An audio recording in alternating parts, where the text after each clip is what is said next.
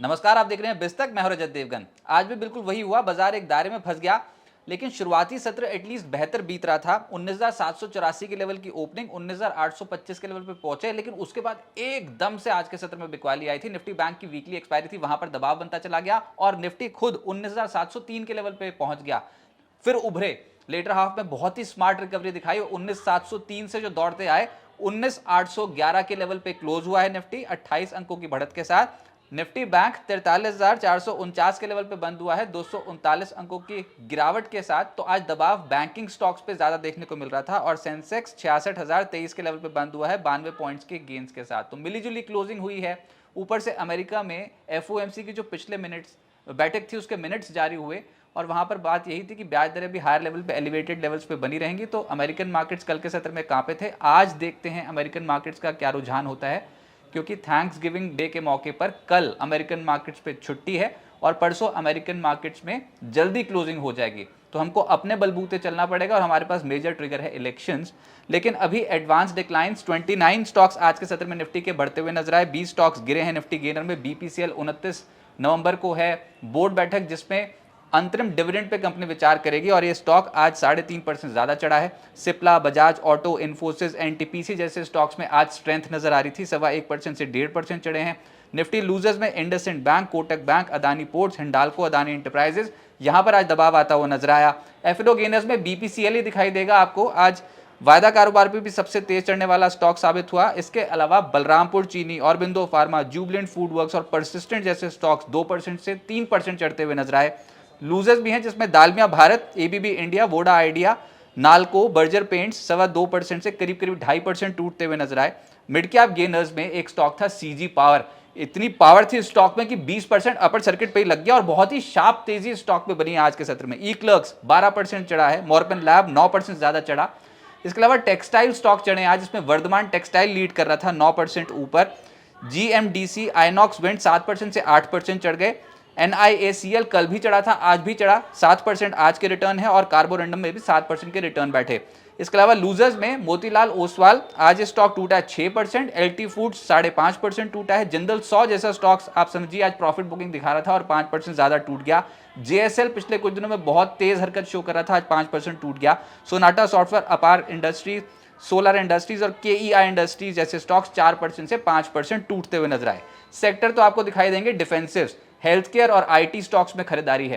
Health care stocks में जो आज चढ़ा उसमें तो ऑरबिंदो फार्मा लगातार चढ़ता स्ट्रक्चर है। ये 2.5% आज भी चढ़ गया। मैक्स हेल्थ 2% चढ़ गया। Cipla, Ipca labs, Apollo hospital, Alkem में पॉजिटिव रिटर्न 1% से करीब 1.5% के। आईटी स्टॉक को लीड कर रहा था आज परसिस्टेंट, जिसमें करीब 2% के रिटर्न आए हैं। इन्फोसिस, टेक महिंद्रा, एलटीआईएम और टीसीए जैसे स्टॉक्स भी हरे निशान में बंद हुए। ऑटोज में एक स्टॉक था जिसमें हो गया धमाका और वो था टीआई इंडिया, ट्यूब इन्वेस्टमेंट। ये स्टॉक आज चढ़ा 15% से ज्यादा।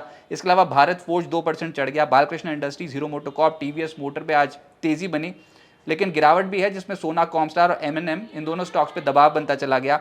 इसके अलावा जो दबाव में था वो था पीएसयू बैंक्स, जिसमें आज के सत्र में union bank, bank of Maharashtra, PSB, Indian bank, UCO bank, central bank, IOB, सब में आज गिरावट देखने को मिली। इनफैक्ट निजी क्षेत्र के बैंक्स भी परफॉर्म नहीं कर रहे थे आज। IndusInd bank, IDFC first bank, city union bank, Kotak bank, federal bank, बंधन बैंक, आरबीएल बैंक, सब लाल निशान की क्लोजिंग है। तो बैंक सीरियसली इस समय अंडर परफॉर्म यही सेक्टर कर रहा है। मेटल्स का दिन खराब था आज।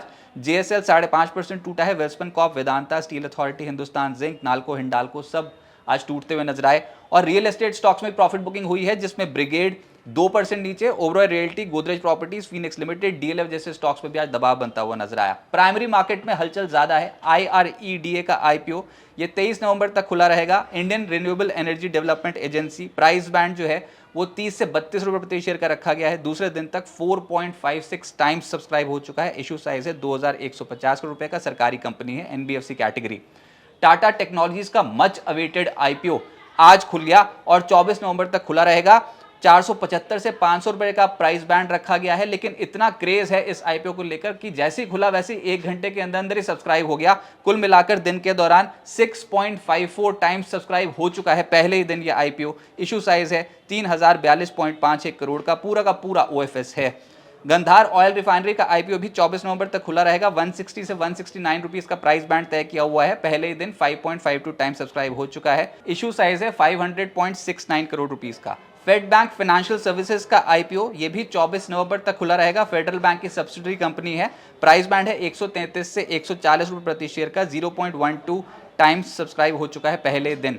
फ्लेयर राइटिंग इंडस्ट्रीज का आईपीओ 24 नवंबर तक खुला रहेगा। 288 से 304 रुपए प्रति शेयर का प्राइस बैंड तय हुआ है और 2.17 टाइम्स सब्सक्राइब हो चुका है पहले ही दिन।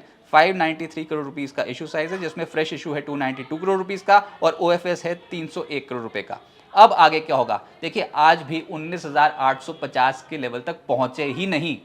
ये इतना बड़ा रेजिस्टेंस बनता चला जा रहा है। आज का हाई है 19,825, कल के हाई से भी नीचे का हाई है। कल तो एटलीस्ट 19,829 के लेवल पे पहुंचे थे, आज वो भी टच नहीं हुआ।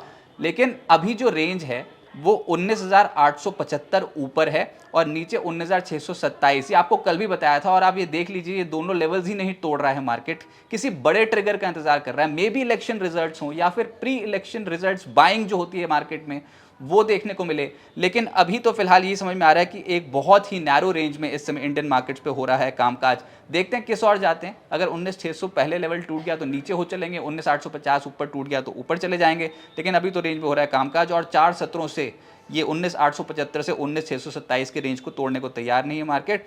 सरकारी और निजी बैंक्स पे दबाव है, फाइनेंशियल सेक्टर परफॉर्म नहीं कर रहा है अभी और निफ्टी बैंक 200 दिनों की औसत को टेस्ट कर रहा है। बिल्कुल एग्जैक्ट आज सपोर्ट लेकर वहीं से उछला, लेकिन अभी कन्विक्शन की कमी नजर आ रही है और कल निफ्टी की वीकली एक्सपायरी है तो कोई बहुत बड़ी चाल की उम्मीद नहीं कर सकते। हाँ, देखते हैं कि शॉर्ट कवरिंग आते हैं कि नहीं, लेकिन अक्सर एक्सपायरी पे राइटर्स हावी रहते हैं, कॉल राइटर्स, पुट राइटर्स हावी रहते हैं और प्रीमियम्स खाने की कोशिश करते हैं। अपने बलबूते चलना पड़ेगा क्योंकि यूएस मार्केट्स तो कल थैंक्स गिवन डे के मौके पर बंद हैं और उसके बाद शुक्रवार को भी अर्ली छुट्टी हो जाएगी उनकी ट्रेडिंग में, मार्केट में। तो अभी तो अपने बलबूते चलना पड़ेगा। लेकिन मैं कह रहा हूँ कि बाजार किसी बड़े ट्रिगर का इंतजार है क्योंकि जिस लेवल पे हम पहुंचे हैं ना, वो मल्टीपल रेजिस्टेंस जोन है। अगर ये लेवल्स क्रॉस हो गए 19,850, 19,875 तो आप बहुत एक तरफा चाल देखोगे मार्केट में। लेकिन जब तक ऐसा नहीं होता तो थोड़ा ठंडा रहेगा मार्केट। 4 दिन तो हो गए भैया, ये तो बिल्कुल ही एक रेंज में फंसा हुआ है इस समय मार्केट। तो अभी कहना मुश्किल है किस डायरेक्शन जाएंगे।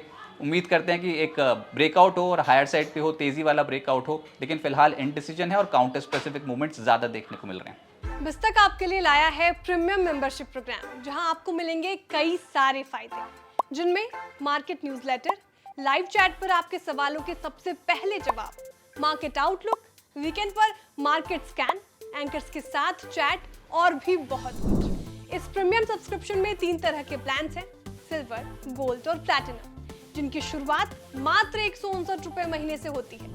इससे जुड़ना भी बेहद आसान है। बिस्तक के YouTube चैनल पर जाएं, ज्वाइन बटन पर क्लिक करें और अपना प्लान सिलेक्ट करें। बस बन गए आप हमारे प्रीमियम मेंबर।